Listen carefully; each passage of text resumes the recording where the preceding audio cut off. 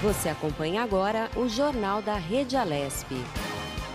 Tudo sobre o Legislativo do Estado de São Paulo.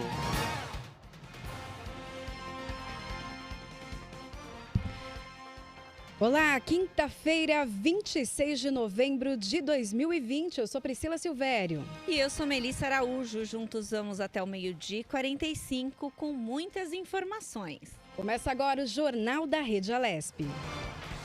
Jornal da Rede Alesp. Muita informação, tudo o que acontece aqui no Legislativo Paulista. E mais, levamos diariamente até você entrevistas com parlamentares, especialistas de vários setores, os debates no plenário, os assuntos das comissões.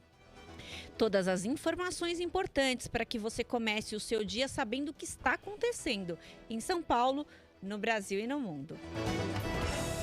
Jornal da Rede Alesp. Bom dia, Melissa! Bom dia, Priscila! Que bom, né? Fazia um tempão que a gente não dividia a bancada. Para o pessoal de casa entender, a gente faz um rodízio aqui entre os apresentadores por conta da pandemia, né? Então, as duplas, às vezes, é mais ou menos fixa.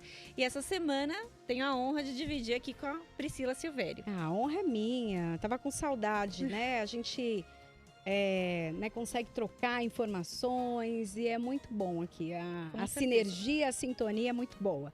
E a gente vai então até meio-dia 45 levando muita informação para quem está em casa, para quem ainda não saiu de casa, para quem está nos gabinetes. Exatamente. Né? E também nas câmaras municipais, né? Sim, com certeza a gente retransmite para as câmaras municipais.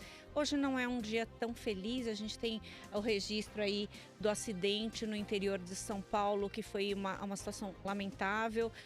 Tem também o falecimento do Maradona, que também é algo que marca todo mundo, Exatamente. né? Então, mas a gente vai com muito profissionalismo aqui tocando o nosso jornal de hoje. É verdade, levando todas as informações para você, atualizando então sobre a situação também da pandemia. Nós ainda estamos enfrentando essa fase, não passou, então nós vamos trazer para você todas as informações e atualizações. Bom, a gente vai falar um pouquinho agora também das atividades aqui do plenário, aqui da Assembleia Legislativa do Estado de São Paulo. Olha, a programação aqui desta quinta-feira. Daqui a pouco, às 10 horas da manhã, a reunião da CPI, da violência sexual contra estudantes de ensino superior, com a finalidade de apresentar, discutir e deliberar o relatório final dos trabalhos da CPI. Às 10h30, reunião da CPI Fake News, eleições 2018, com a finalidade de apreciar pauta com 11 itens. Às 2h30 da tarde, 100ª sessão ordinária expediente, a ser realizada no plenário Juscelino Kubitschek. E às 4h30 da tarde, 100ª sessão ordinária ordem do dia, a ser realizada no plenário Juscelino Kubitschek. Então essa é a programação aqui do Parlamento Paulista, algumas reuniões como as CPIs, né? Essas duas CPIs que nós falamos agora vão acontecer em ambiente virtual. Algumas reuniões já acontecem de forma presencial. O plenário, as votações têm acontecido de maneira presencial e você pode acompanhar então a partir das 2h30 da tarde o que o seu candidato, né, o que o seu deputado, seu representante fala ali na tribuna, né? Então é bom acompanhar ali. Às 2h30, pequeno expediente, os deputados têm então 5 minutos para falar sobre temas diversos, então é importante o acompanhamento então de todas essas informações. Mas a gente agora tem giro de repórteres, nós vamos falar agora via Skype com o nosso jornalista, nosso repórter Jeremias Gomes, que também vai nos atualizar do que aconteceu então no plenário, não é isso, Melissa? É isso mesmo. Bom dia, Jeremias. Quais as informações você traz para a gente? Bom dia, Melissa Araújo. Bom dia, Priscila.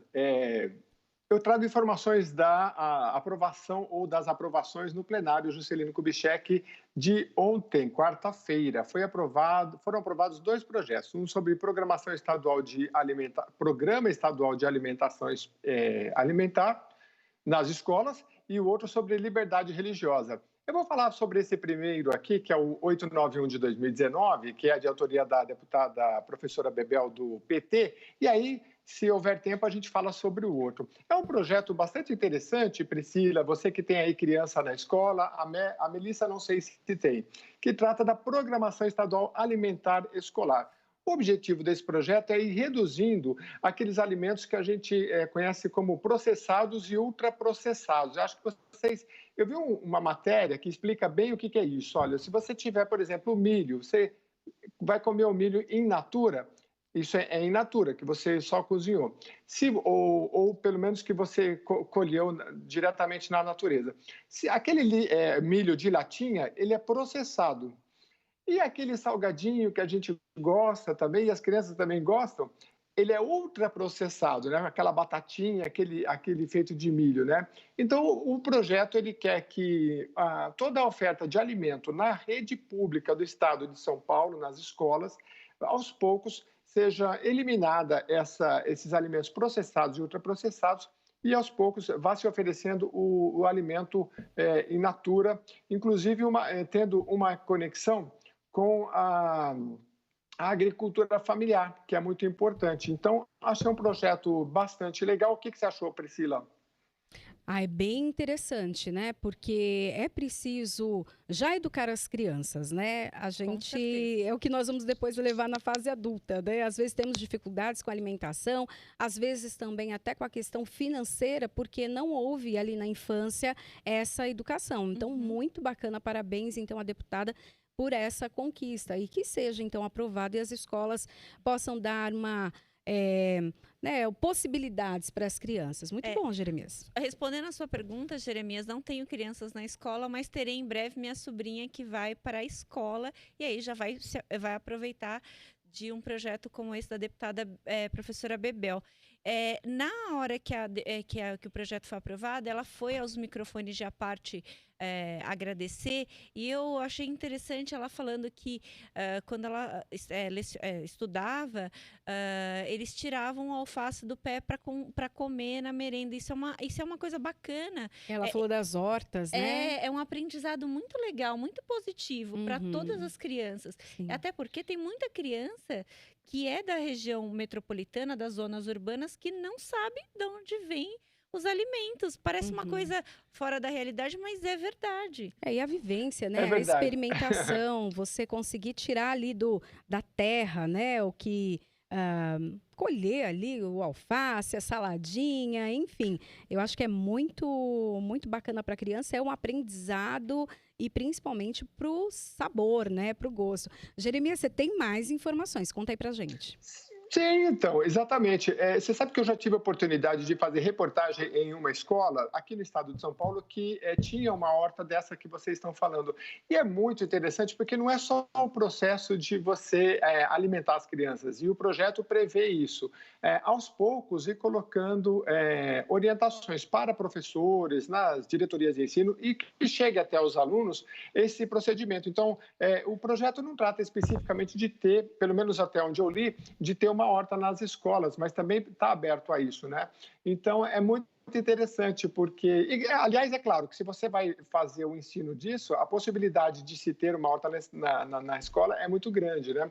E acho que vai ser incentivado e é muito interessante, porque as crianças podem ir lá, olhar as plantinhas, e você pode tratar de biologia, de matemática, de tudo, mostrando essas questões da natureza que a gente que mora na cidade, infelizmente, se perdeu. Eu acho que o mais relevante também nesse processo, nesse projeto, é a questão da alimentação em si. Eu já tive oportunidade de ver em escolas públicas e particulares também, né?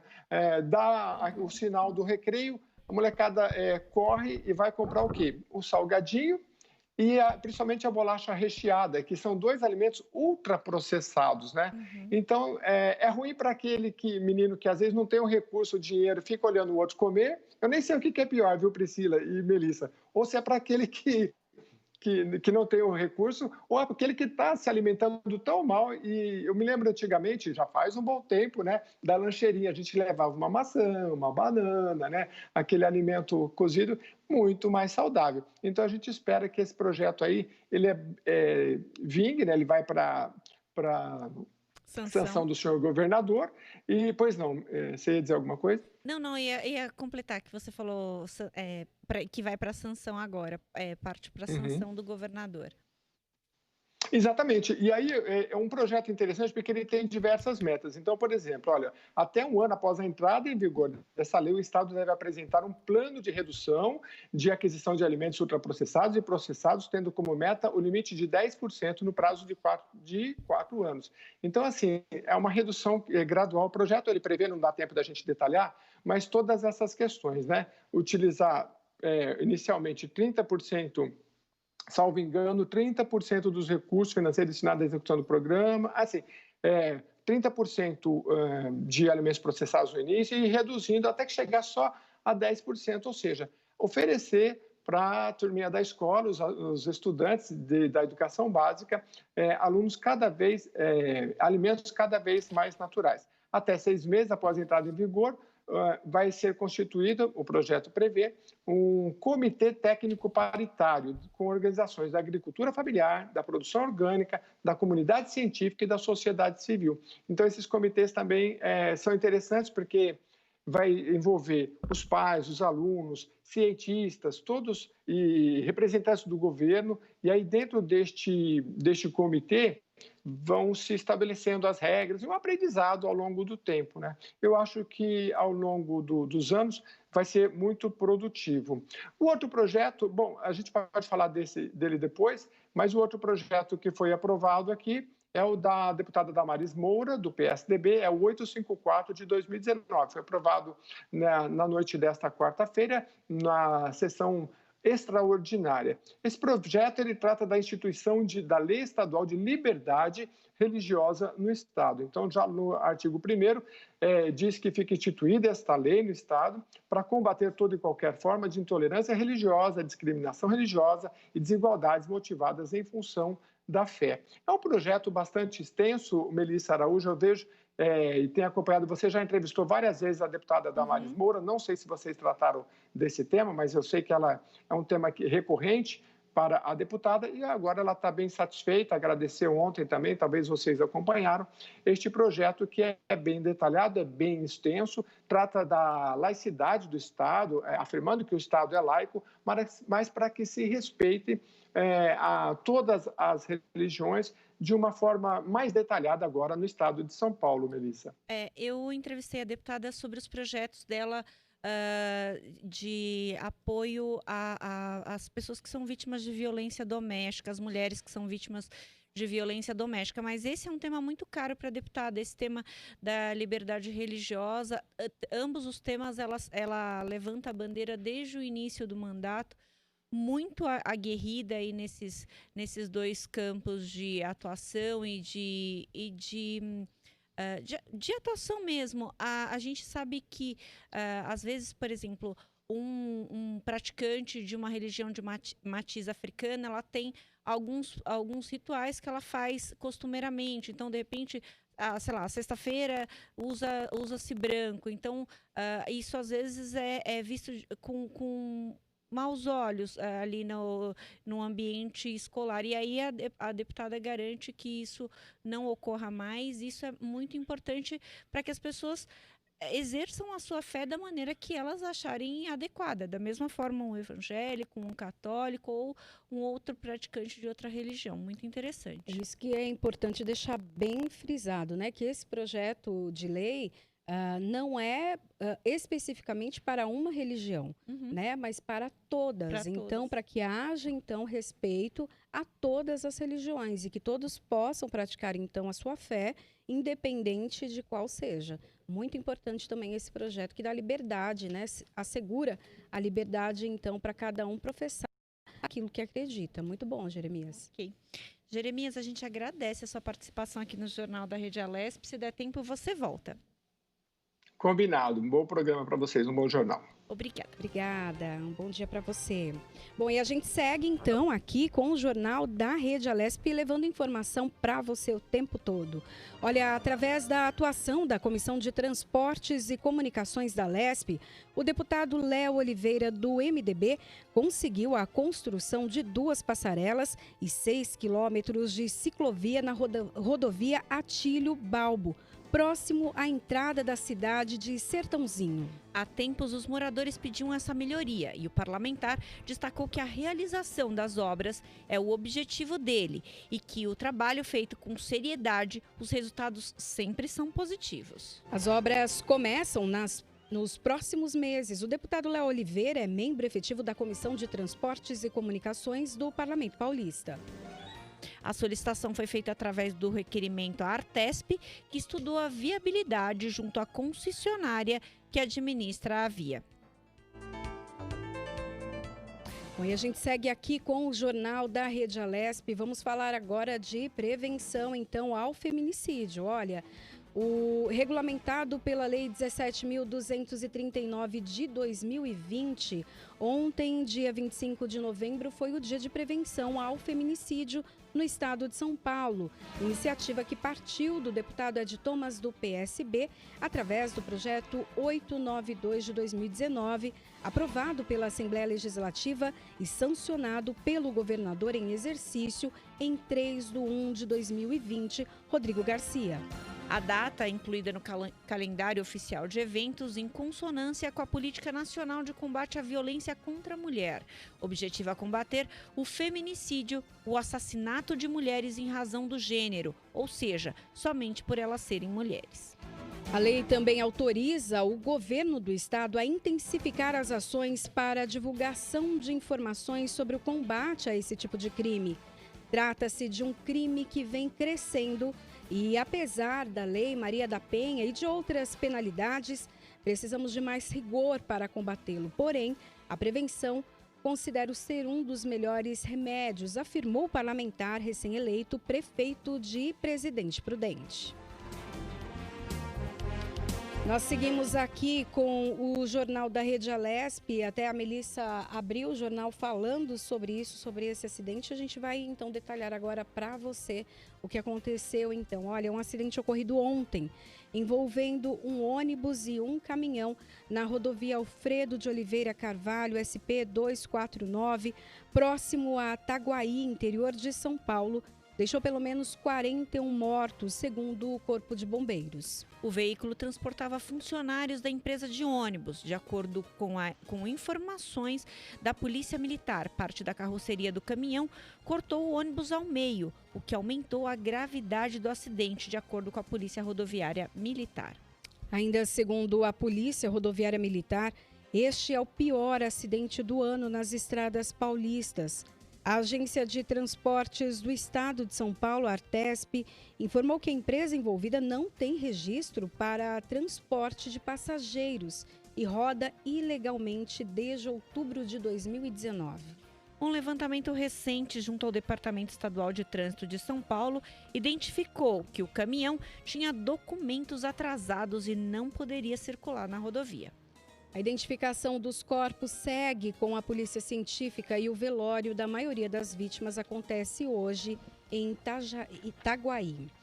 Então, nós aqui da Rede Alesp e de toda a Assembleia Legislativa do Estado de São Paulo, mostramos então, os nossos sentimentos a todos os familiares das vítimas desse terrível acidente, e pedimos a Deus que console a todos, Ok, nós vamos então, seguimos aqui com o Jornal da Rede Alesp, trazendo todas as informações então para você que acompanha a nossa programação, e nós vamos agora de entrevista, Agora é o momento que nós vamos também falar com os nossos especialistas e trazer para vocês, então, todas as atualizações aqui do estado de São Paulo, também do Brasil e do mundo.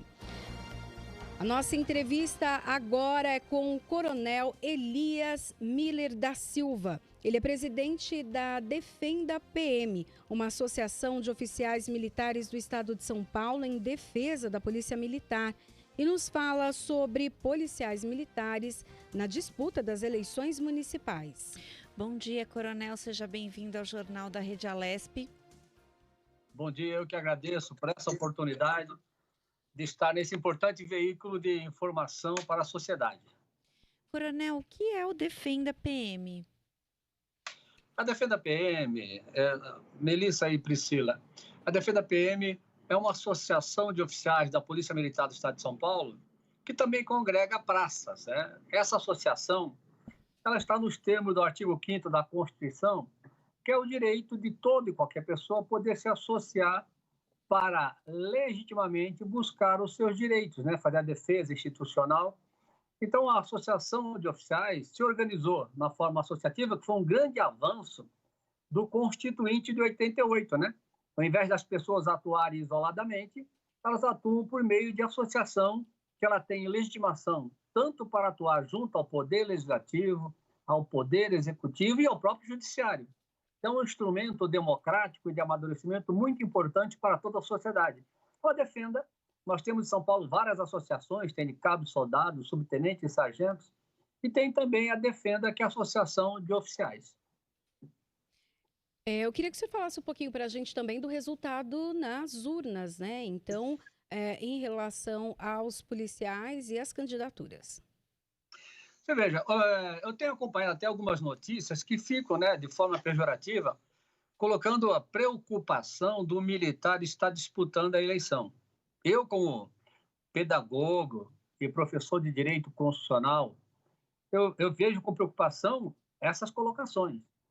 Porque à medida que o militar ele aprende que ele tem que, nas regras democráticas, fazer a sua representação para que ele possa ter voz junto ao parlamento, seja a Assembleia Legislativa, seja numa cadeira no Poder Executivo, na Prefeitura ou na Câmara de Vereadores, no Legislativo Municipal, ou mesmo no Legislativo Federal, Congresso Nacional, isso é muito salutar e importante para toda a sociedade. Porque à medida que o militar ele entende que uma coisa é a regra do quartel. No quartel nós temos hierarquia, disciplina, e disso não se abre mão. Isso é constitucional. Nenhuma instituição militar vive sem hierarquia e disciplina. Outra coisa é o militar, enquanto cidadão, ele poder também se fazer representar, não só pelos amigos civis, que também são importantes, mas também eleger diretamente aquele que passou a sua vida inteira utilizando a farda e defendendo a sociedade. Ele assumiu uma cadeira, quer seja na prefeitura, quer seja, ou seja, na Assembleia ou Câmara de Vereadores, e esse também é um dos propósitos nossos, fazer uma representação junto aos poderes de forma direta. E essas eleições, nós tivemos um resultado que, para nós, é pouco tempo de existência da própria Defenda, que nós estamos aí nem 6 anos, e nós já conseguimos nessa eleição um resultado altamente satisfatório. Eu até te coloco, você veja, nós tínhamos na PM de São Paulo, na eleição de 2016, 3 prefeitos. Agora nós elegemos 8 prefeitos. Se nós analisarmos dentro de uma proporção, você tem mais de 130%, de aumento. E tem um ainda que está sob júdice. Nós elegemos em 2016 9 prefeitos. Nessa, vice-prefeito, melhor dizendo. E nessa nós já elegemos 13 vice-prefeitos. Sendo que tem um também que ainda está na justiça disputando e tem um que está no segundo turno. E vereadores, nós tínhamos eleito 103, essa foi uma baixa que nós tivemos, elegemos 9. Mas no cômputo geral, nós tínhamos 115, hoje nós temos 122. Quer dizer, no cômputo geral, a eleição foi altamente vitoriosa no amadurecimento democrático. Além do que, nós saímos de uma votação, só para você ter noção, a Defenda PM, só a Defenda, sem contar as outras associações, nós lançamos 49 candidatos. Somando o voto de todos os 49 candidatos, nós conseguimos 436 mil votos. Isso para a democracia, isso é muito, é uma grande conquista e um bom amadurecimento. Coronel, o senhor analisa que essa ascensão desses candidatos, dessas candidaturas de militares, se deu também por conta dos anseios da população de melhorar a questão da segurança pública, ou o senhor não vê relação de uma coisa com a outra? A tua análise está correta, está certíssima, porque se você pegar qualquer pesquisa feita por qualquer instituto, você vai verificar que a segurança pública é o primeiro item. Às vezes, alguns pesquisadores, eles dividem, eles colocam assim, ó, segurança pública e combate à corrupção. Aí o tema segurança pública fica em terceiro lugar. Mas quando você soma segurança pública e combate à corrupção, que é a segurança pública, está na frente de saúde e de educação. São importantíssimas. Mas o que demonstra que o povo brasileiro não aguenta mais a violência, não aguenta mais a corrupção. Então, o profissional de segurança pública, seja o policial civil, seja o policial federal ou o policial militar, o povo, ele tem relação no dia a dia conosco. Muitas vezes, até eu te coloco, às vezes alguns segmentos, né, acadêmicos, eu sou acadêmico também, e alguns segmentos da mídia tentam, ou seja, dar um enfoque somente no erro feito na atividade policial, que todos nós reprovamos. Mas o cidadão do dia a dia, ele é atendido prontamente. O único telefone que atende o cidadão 24 horas é o 90. Então, isso leva uma credibilidade lá na ponta da linha. E o cidadão, por ter essa preocupação, ele acredita que elegendo o profissional de segurança pública, o militar, o policial civil, o policial federal, ele vai ter alguém que tem experiência, alguém que tem resultado e prática de honestidade e combate ao crime, que vai representá-lo bem, seja no Poder Executivo ou no Legislativo Municipal, Estadual ou Federal. Eu queria que o senhor explicasse também, no caso, então, dos oficiais que buscam, então, um cargo político.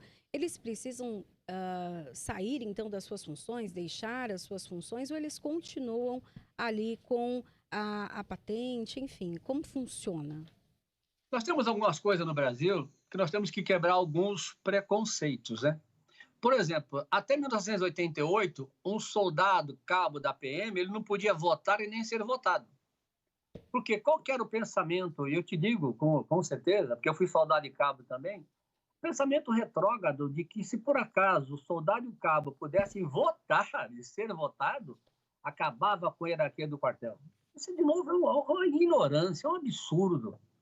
Século XXI, esse tipo de pensamento. Então, nós ainda temos na Constituição que o militar que tiver menos de 10 anos, ele sendo soldado, cabo, sargento ou oficial, tiver menos de 10 anos de serviço, ele é mandado embora da polícia se ele for candidato. Isso é um absurdo, isso é uma truculência. A gente fala com um professor de direito constitucional, isso é um absurdo. A Constituição não diz isso, mas a interpretação é essa. Porque a Constituição ela fala se afastar do cargo. Se afastar não é pedir demissão. Se afastar, ele sai da função para disputar a eleição, como acontece com o servidor público.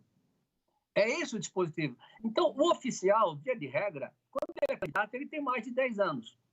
Então, quando ele tem mais de 10 anos, se ele está no cargo de comando, ele comanda a região de Santos, a região centro de São Paulo, se ele está no cargo de comando, ele tem que se afastar. Se afastar do comando, fica sem comando, e 3 meses antes da eleição, aí ele agrega para disputar a eleição. Não sendo eleito, ele volta à atividade normal dele. Sendo eleito no ato da diplomação, ele passa para a inatividade de maneira proporcional. Aí eu te coloco, isso também não é razoável. Imagina, por exemplo, um policial militar, seja oficial ou praça, que tenha 15 anos de serviço, se ele for diplomado para vereador ou para prefeito, ou para deputado, ele aposenta proporcional, ou seja, vai ganhar 15, 35 avos, e depois, se ele não for reeleito, ele não pode nunca mais voltar. Eu acho que o Brasil já está democrático o suficiente para que, ou seja, possa conviver com isso, e ele, depois do mandato, se não for eleito, retornar às suas atividades normais, porque, ou seja, é um preconceito ainda, sabe? Isso é quase medieval, que nós temos que vencer, como também você deve ter ouvido algumas colocações de pessoas de alto grau de governo falando que quando a política entra pela porta do quartel, a disciplina sai pela porta dos fundos. E são pessoas, com devido respeito, antigas, retrógradas, que não têm um pingo de consciência que o que não pode entrar no quartel é a politicagem. O que não pode entrar no quartel é a política partidária. Mas a política, o ser humano, ou seja, é um ser político por natureza. Então, à medida que o militar ele é um homem consciente dos seus direitos políticos, fortalece a hierarquia do quartel, fortalece a disciplina e, mais ainda, à medida que o militar, e aí eu falo para todos os militares, né, não só de São Paulo como do Brasil, e para a sociedade, à medida que o militar ele amadurece na questão, digamos assim, da disputa legal, política, ele vai ser um indivíduo que sabe buscar os seus direitos e sabe defender o direito do próximo. Porque se o indivíduo é tratado, a gente fala como pedagogo também, se ele é tratado com truculência, sem direitos, como é que ele trata o cidadão que ele vai atender? Ele não sabe, certeza. ele não sabe o que é isso. Sim. Coronel, a gente sabe que a política pauta toda a nossa vida, né? E aí o senhor fez algumas colocações aí na sua resposta que são muito pertinentes para a gente tratar, principalmente com relação a essa questão desse direito do policial de se candidatar, de votar, de participar de uma outra forma do processo eleitoral. Porque a gente sabe que no dia a dia, no dia da eleição, por exemplo, se não é o suporte da Polícia Militar, nem tem como acontecer a eleição, porque realmente a Polícia Militar acompanha o processo inteiro, né, até a finalização das urnas. Então, o papel de quem está ali na rua é essencial para manter a ordem, para tudo dar certo. Mas o senhor tocou nesse assunto de que o soldado, o cabo com menos de 10 anos não poderia se candidatar. Como que faz para mudar isso? Tem que ser no Tribunal Militar ou existem outros dispositivos que podem facilitar e criar um facilitador aí para mudar essa regra? O que eu te falo, isso é absurdo, mas é interpretação, porque eu te falo como professor de Direito Constitucional e como advogado também que eu sou. A Constituição, ela fala afastar. E para o servidor público, também no 38, artigo 38 da Constituição, ela fala afastar.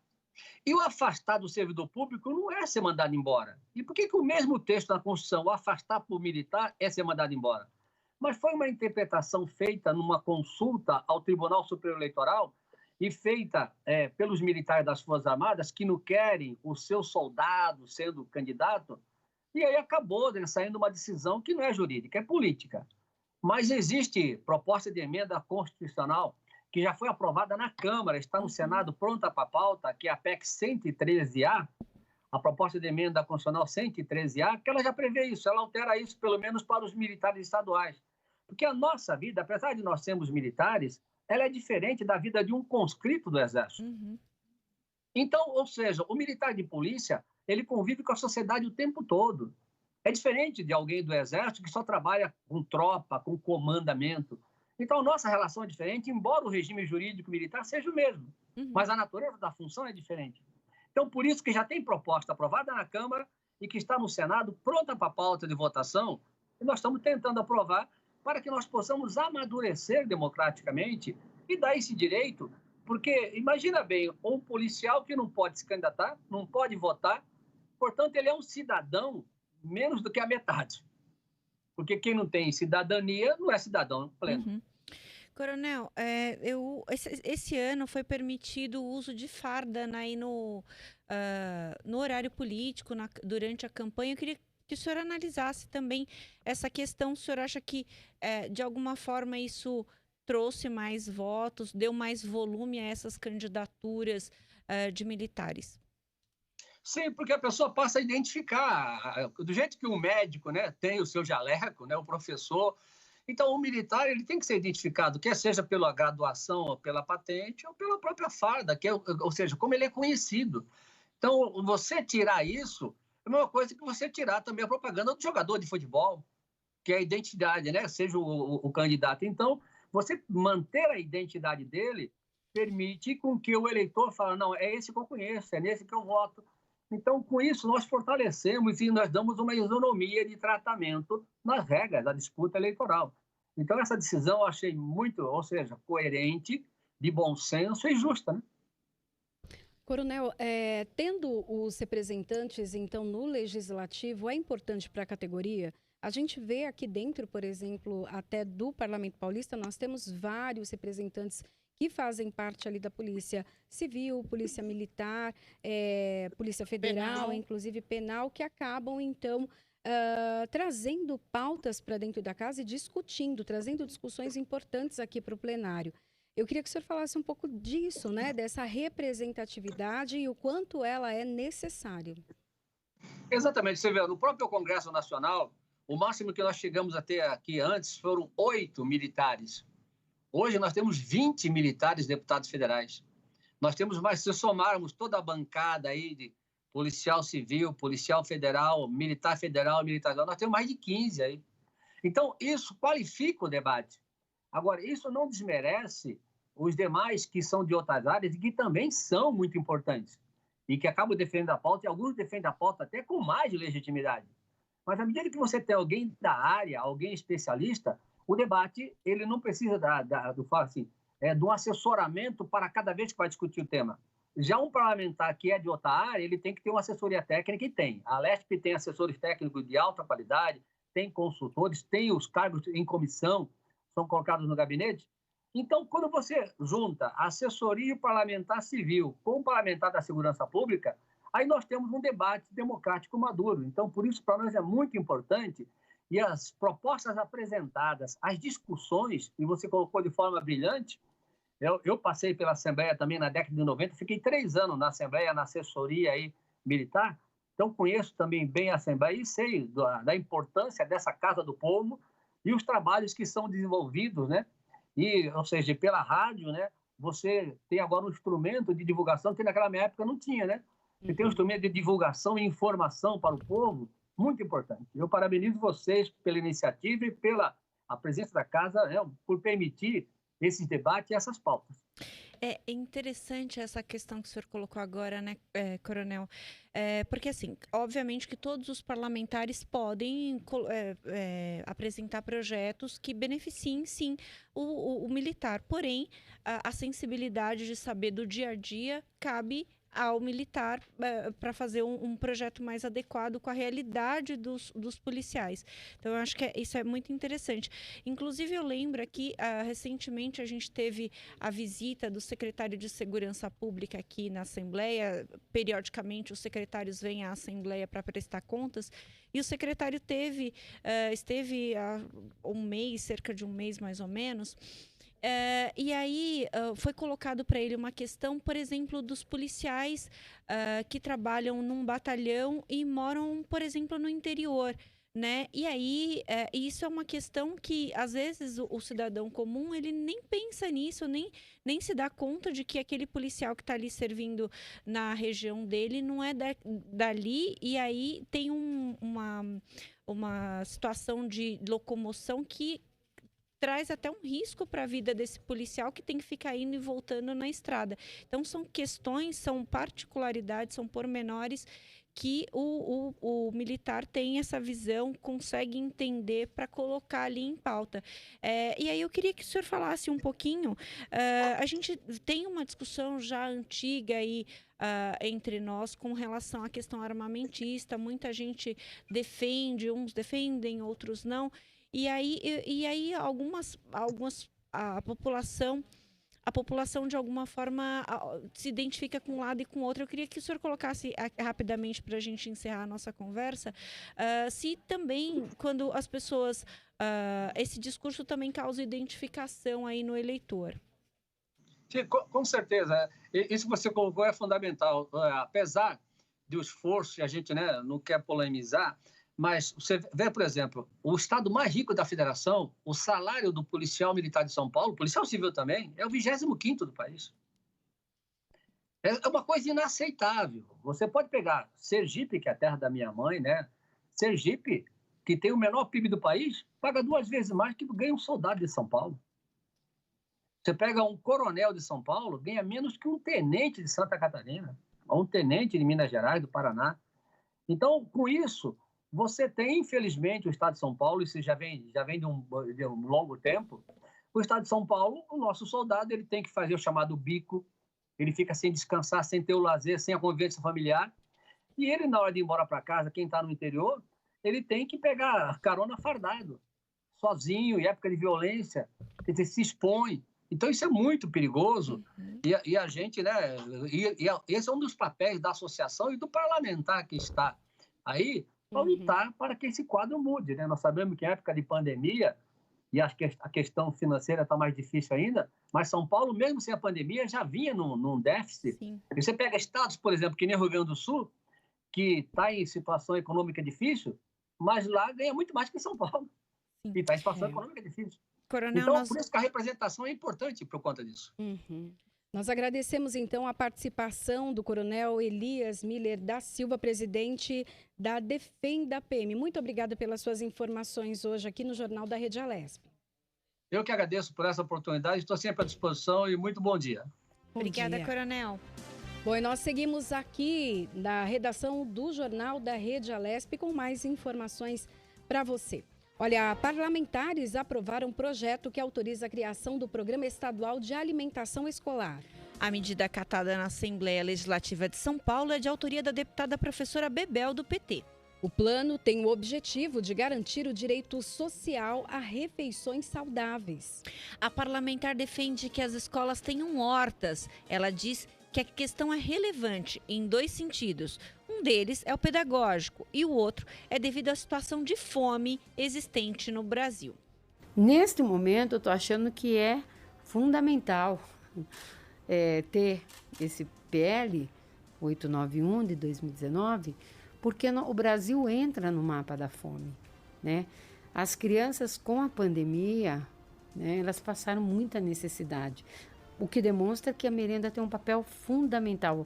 A alimentação, aliás, é um programa estadual de alimentação escolar, né? A alimentação escolar tem um papel fundamental na vida das crianças, seja porque ela vai sobreviver e seja porque também o desenvolvimento na escola.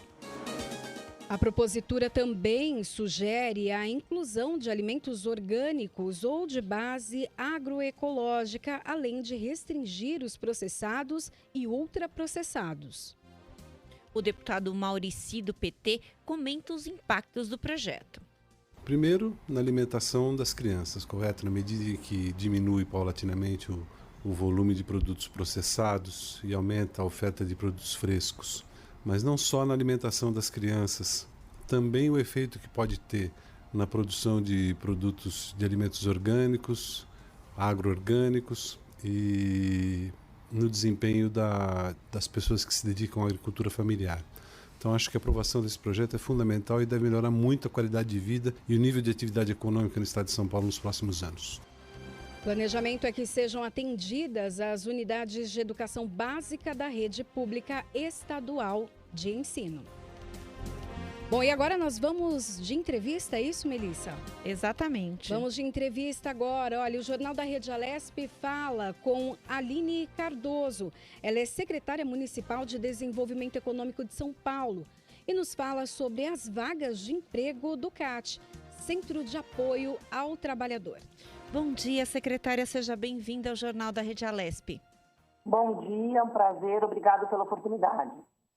Secretária, o CAT tem vagas disponíveis para esse final de ano. Quais são os perfis que vocês estão procurando e qual o porte dessas empresas que estão aí com vagas disponíveis? Nós estamos muito satisfeitos de poder fazer agora esse mutirão de vagas de emprego de final de ano, considerando especialmente a dificuldade desse ano, né, por conta da pandemia, a crise, a suspensão de muitas vagas, a recessão que a gente vive, né, é uma oportunidade muito boa ter aí quase 2.000 vagas de emprego sendo oferecidas pela Prefeitura de São Paulo através do CAT, em parceria com uma série de empresas baseadas na cidade de São Paulo, de grande porte, médio porte. Essas empresas estão oferecendo vagas em vários setores, especialmente os setores que têm mais vagas são a construção civil, logística, varejo e o setor de limpeza. Né? Vagas essas com perfis diferenciados, a maioria delas exigindo ensino médio e com salários aí de 600 a quase R$4.000. Então, são muitas oportunidades em vários cantos da cidade. Secretária, também tem vagas para inclusão, né? Pessoas que têm algum tipo de deficiência?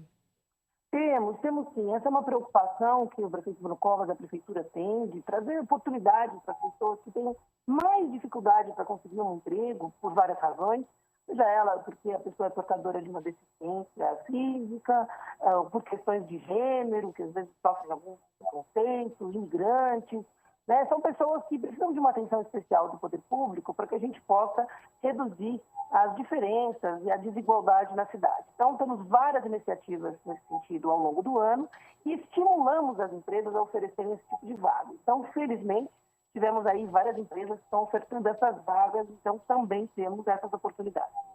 Secretária, essas vagas estão sendo oferecidas de maneira presencial? As unidades do CAT estão abertas? Como é que as pessoas podem se candidatar aí para essas oportunidades? Olha, ao longo desse ano, a gente precisou, por conta da pandemia, reduzir o serviço do CAT, de modo que eles ficaram sim abertos, porém funcionando com agendamento através do 156, e esse agendamento ele era principalmente para seguro-desemprego e auxílio emergencial, né? Os processos seletivos, eles ocorreram online, a pessoa se inscrevia para as vagas online, passava ali por uma primeira pré-seleção, e aí elas são chamadas para vir presencialmente. Então, quer dizer, a gente não está, para ser mais clara, com a porta do CAT aberta para as pessoas irem lá fazer um processo seletivo. Isso a gente fazia antes da pandemia, nesse momento, para evitar aglomeração e não colocar em risco a vida das pessoas, nós não estamos fazendo. Mas a pessoa se candidata online e aí ela é convocada para comparecer presencialmente no CAT. Secretaria, as vagas para jovem aprendiz, eu queria que a senhora falasse então sobre elas e também os requisitos, né, para que os jovens possam se inscrever a essas vagas. E a questão da pouca experiência é um grande desafio, né, principalmente para essa faixa etária aí dos jovens, primeiro emprego. Vamos lá, são várias perguntas em uma, né? Primeiro, de fato, o tema da empregabilidade dos jovens, ele é muito preocupante, né? Nós temos um desemprego nos jovens muito maior do que da média da população. Chegamos aí a mais de 30% dos jovens que procuram emprego e não conseguem. De fato, um dos fatores é a questão da experiência, por isso a importância dos jovens entrarem em formatos de contratação específicos, como jovem aprendiz, estágio e até voluntariado, também traz aí uma visão prática do mercado, né? Nós temos, inclusive, políticas também de estímulo ao jovem, à contratação do jovem. O problema é que esse ano, com a questão da pandemia, tanto jovem aprendiz quanto estagiário foram orientados a ficar em casa, né, para que houvesse um fluxo menor de pessoas circulando e assim o contágio do vírus fosse diminuído. Então, infelizmente, estão suspensas essas iniciativas especiais. A gente espera voltar com orientação da Vigilância Sanitária, do governo federal, o quanto antes. Mas o que a gente recomenda aos jovens é que não percam tempo, né? Não percam a oportunidade de aproveitar esse momento diferente para estudar, para fazer cursos online, para se preparar para o mercado de trabalho. Quanto mais o jovem se preparar, inclusive se atualizando, sabe? Se preparar significa fazer um curso, mas também significa ler os jornais, entender o que está acontecendo no mundo, porque essa visão prática também traz aí mais chances de empregabilidade para ele. Muito bem observado, secretária. Essa questão da qualificação é muito importante para o profissional que está começando, né, para o jovem que está começando e para quem já está há algum tempo no mercado. A gente sabe que o CAT sempre ofereceu alguns cursos de orientação, como elaborar currículo, algumas questões aí nesse sentido. Vocês conseguiram manter esses cursos? Como é que está funcionando essa questão aí da qualificação no CAT? Essa foi uma das nossas questões mais desafiadoras no ano de 2020, com a pandemia, porque nós implementamos, a pedido do prefeito Bruno Covas, uma política municipal de qualificação profissional que veio numa crescente, né? Nos anos de 2018, 2019, 2020, a nossa previsão era ter aí muitos, milhares e milhares de vagas. Para você ter ideia, nós chegamos a qualificar já nessa gestão 190 mil pessoas, né, que tiraram o seu certificado, se aproximando assim de uma vaga de emprego. O problema é que durante a pandemia a gente não podia fazer cursos presenciais, né? para preservar a saúde das pessoas. Então, nós tivemos que migrar praticamente todas as nossas iniciativas para o online, destacando aí o portal do próprio CAT, que também tem uma seção de ensino à distância, com mais de 70 cursos, além de outras iniciativas. Então, a grande maioria das oportunidades que nós demos nesse período desse ano foi online. Agora, a questão de um mês atrás, com a liberação gradativa, a flexibilização das atividades presenciais, nós retomamos os cursos, mas ainda com uma quantidade limitada. Então, o meu conselho para quem está nos ouvindo e quer aí se preparar para o mercado, como eu mesma sugeri, é que acesse o portal do CAT, cat.prefeitura.sp.gov.br, e faça ali um curso online enquanto espera uma vaga de emprego. Secretária, quais são os documentos que o candidato precisa apresentar, então, para concorrer a uma vaga, então, no CAT? Sempre que a pessoa vai se candidatar, o primeiro documento que ela tem que ter, bem feito, bem organizado, é o currículo, para que ela possa ir mostrar. O currículo é o cartão de visitas de um candidato. Precisa estar muito bem feito, bem elaborado. Inclusive, nós temos até aulas e orientações sobre como fazer um bom currículo. Uma vez que a pessoa ela é pré-selecionada, e aí então ela é chamada para vir presencialmente, ela tem que trazer o RG, CPF e a carteira de trabalho para dar andamento aí no processo seletivo. Secretária, nós gostaríamos muito de agradecer os seus esclarecimentos.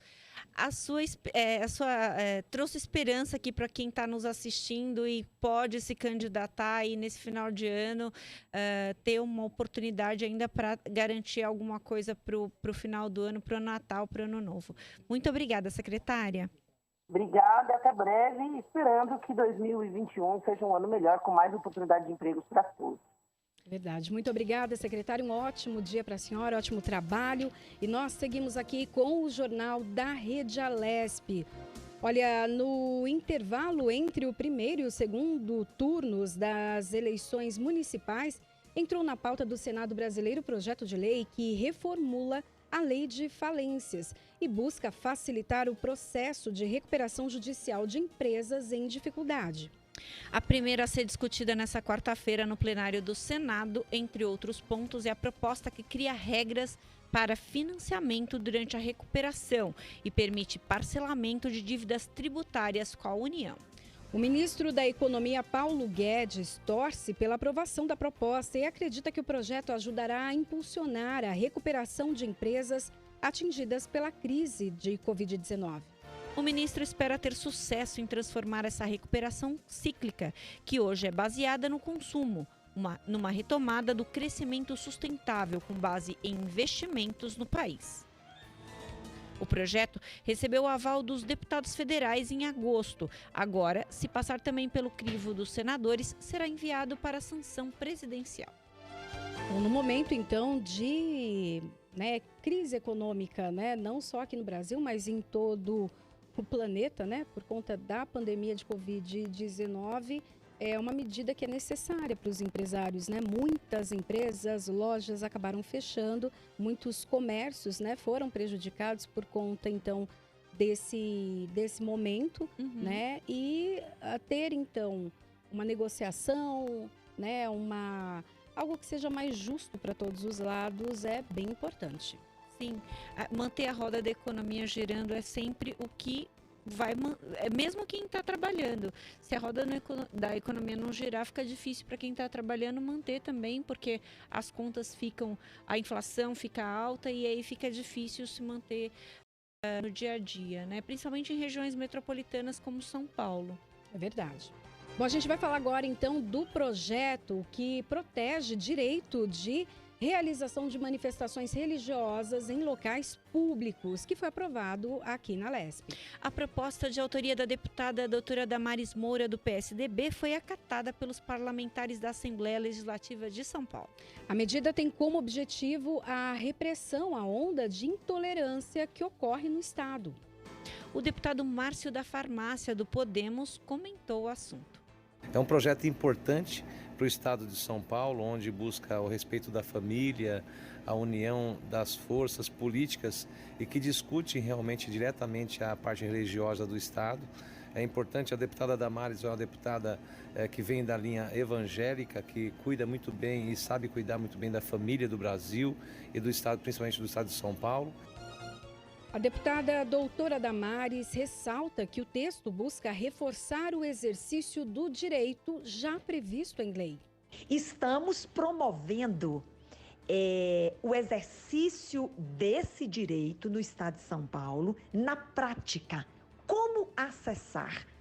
Nas mais diversas ou nos mais diversos espaços de convivência humana, nas relações de trabalho, nas relações estudantis, no serviço público e em outros espaços de convivência humana. Como exercer plenamente o direito à liberdade religiosa que já está garantido como princípio constitucional.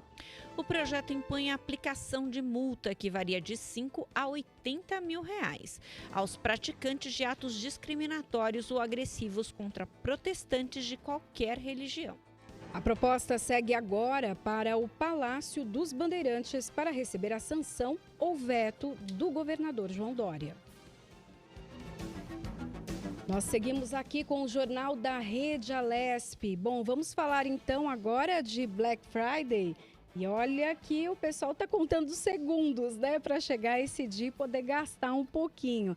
Na verdade, né, é um dia em que os preços acabam, né, caindo um pouco, vários produtos entrando em promoção, uma grande oportunidade então para quem ficou o ano todo ali de olho em algum produto, namorando algum produto, mas é preciso tomar cuidado, né, Melissa? Isso que eu ia falar, vale o alerta. Eu inclusive acompanhei essa semana uma live do ex-deputado Fernando Capês, que é o diretor do Procon, secretário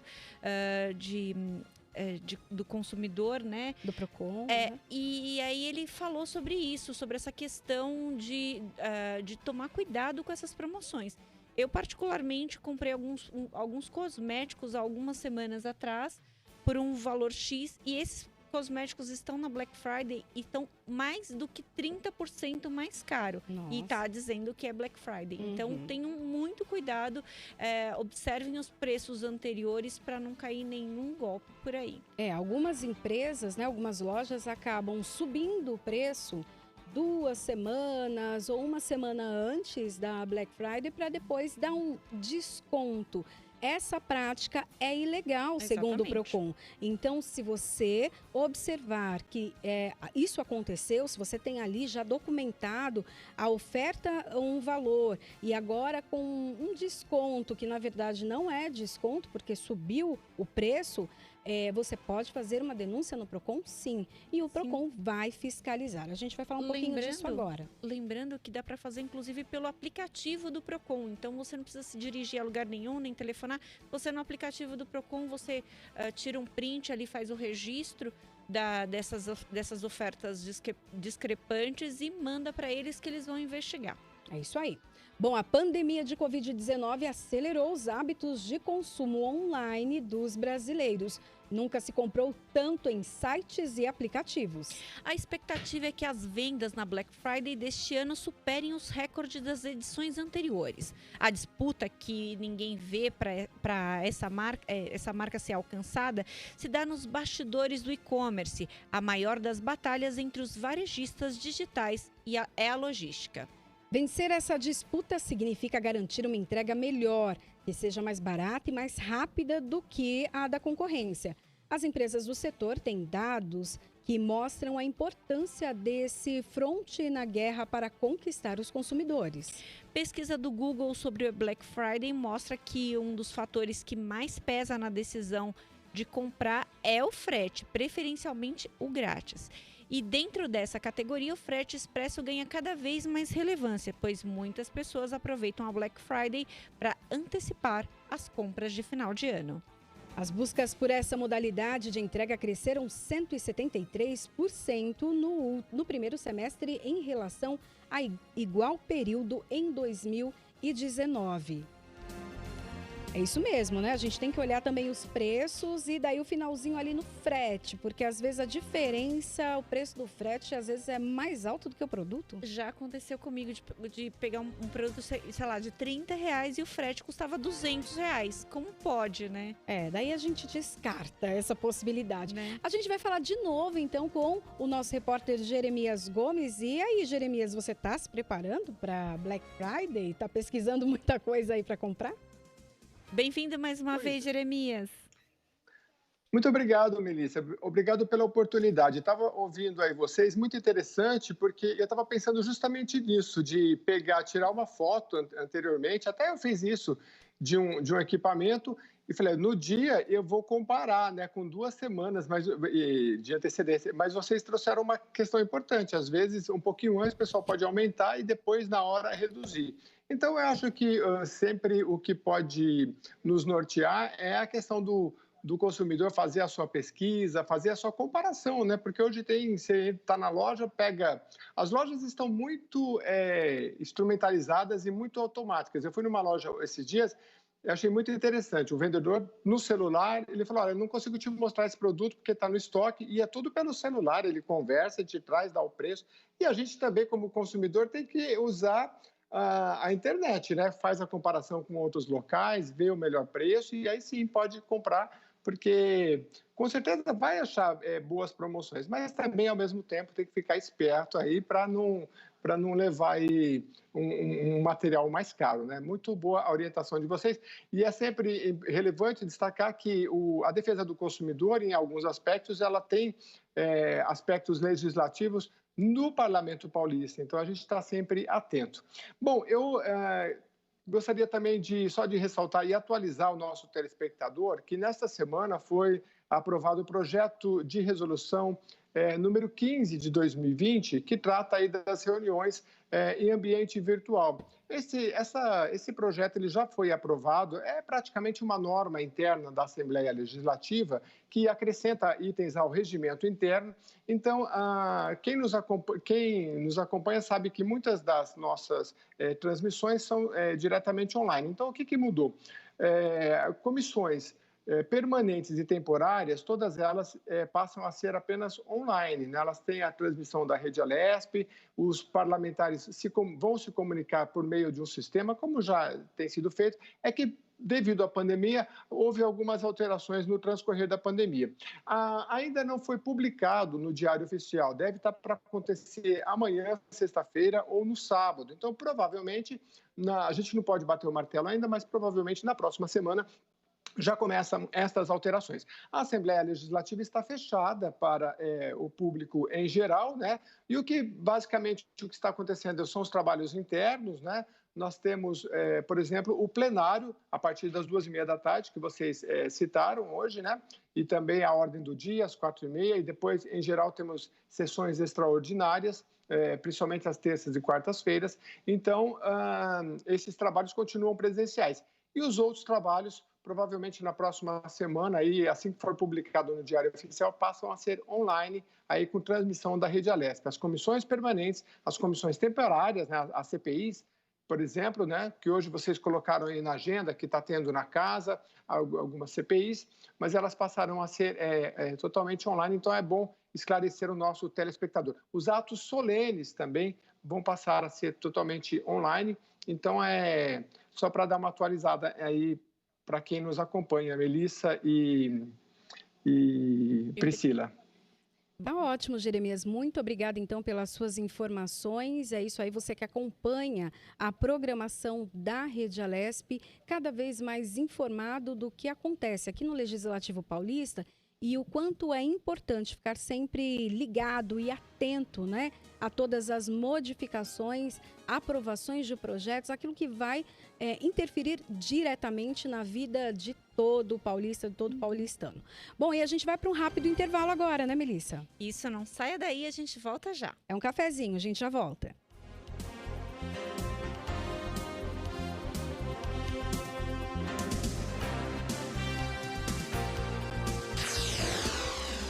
Você acompanha Jornal da Rede Alesp.